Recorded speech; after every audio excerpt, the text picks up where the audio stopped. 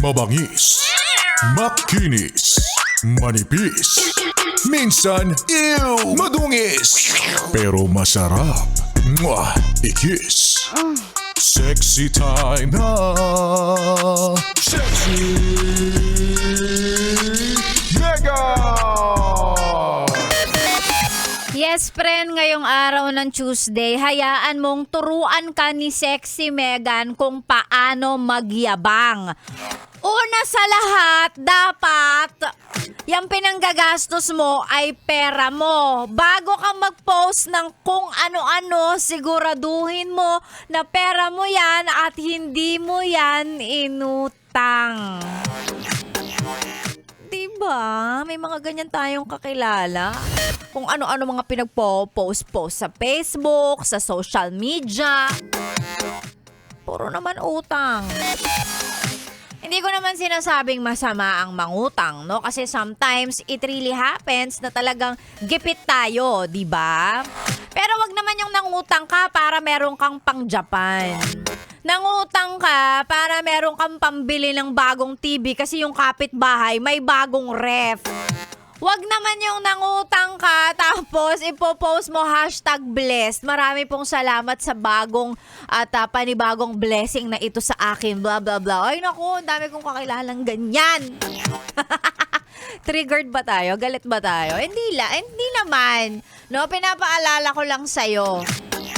May mga ganyan kasi talaga, nangungutang. Tapos eto pa, naku, eto ka pa. Ang dahilan ng pangungutang ang sasabihin sa'yo, may sakit kasi si ganito, kailangan lang ng panggamot. Pambili lang sana ng gamot ni ganito ganyan. Ay, meron kasi kaming hindi nabayaran ganito, baka meron kang extra dyan. Ibabalik ko sa susunod na sweldo.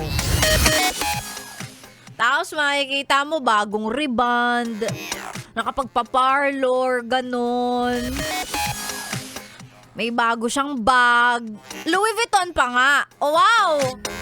Ano yon, no? Oo. So, una sa lahat, kung gusto mo lang din namang mag-flex, siguraduhin mo na yung pinambili mo ng mga bagay-bagay na ipopost mo sa social media ay pera mo at hindi mo inutang. Na nagsinungaling ka pa. Oh, 'di ba? May mga ganyan. Yan, ganun po dapat. Okay? Ngayon, kung pera mo naman yan, wala tayong problema. Go ahead.